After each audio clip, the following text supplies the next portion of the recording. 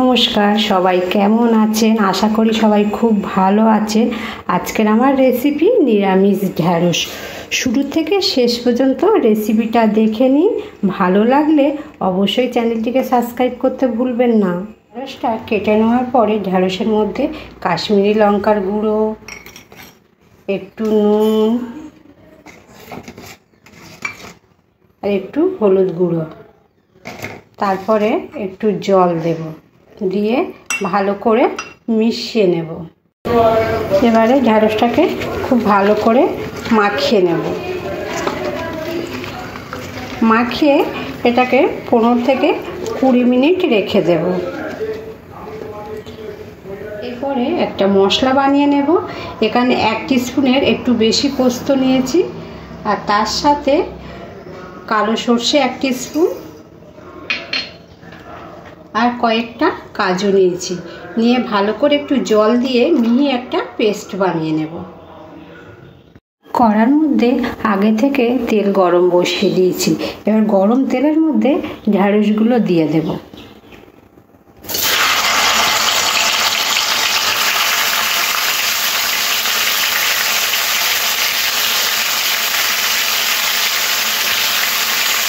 এরপরে ঢ্যাঁড়সগুলোকে তেলের মধ্যে দিয়ে লাল লাল করে ভাজতে হবে।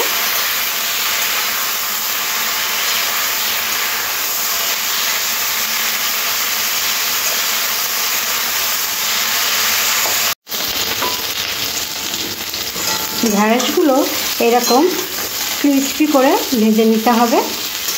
এবারে উঠিয়ে নেব।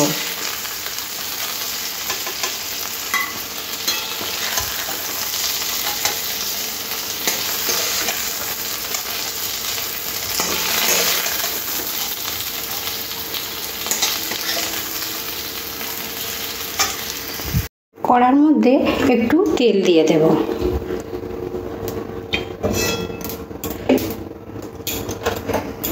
তারপরে ফোড়নের জন্য কালো জিরে,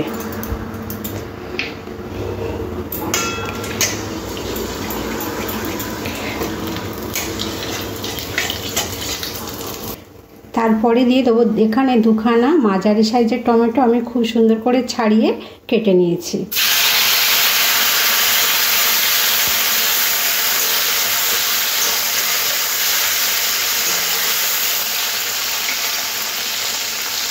টমেটোটা তাড়াতাড়ি নরম হওয়ার জন্য একটু নুন দিয়ে দেব।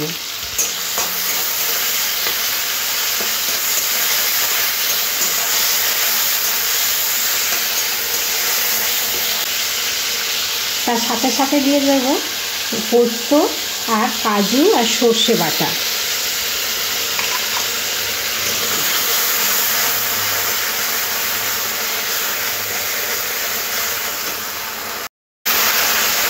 তারপরে একে একে মশলাগুলো দিয়ে দেবো। তার জন্য গ্যাসটা একটু কম করে দেব। হলুদ গুঁড়ো 1/2 টিস্পুন, লঙ্কার গুঁড়ো 1/2 টিস্পুন, কালারের জন্য 1/2 টিস্পুন কাশ্মীরি লঙ্কার গুঁড়ো দিয়ে দিলাম।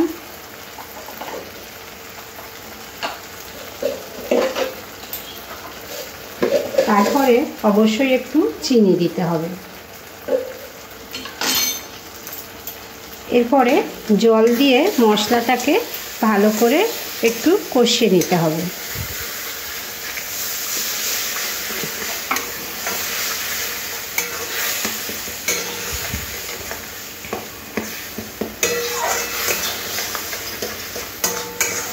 কম আছে মশলাটা 1-2 মিনিট ঢাকা দিয়ে দেব। ঢাকাটা এবার উঠিয়ে নেব। দেখুন মশলা দিয়ে খুব সুন্দর একটা কালার এসেছে, দেখতে বেশ ভালো লাগছে। এরপরে দিয়ে দিতে হবে যে ঢ্যাঁড়সটা ভেজে রেখেছিলাম।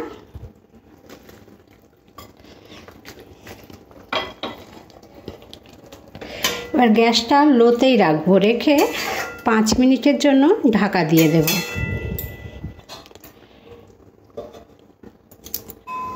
5 মিনিট পরে ঢাকাটা উঠিয়ে নেব। আর সবশেষে কয়েকটা কাঁচা লঙ্কা দিয়ে দেব।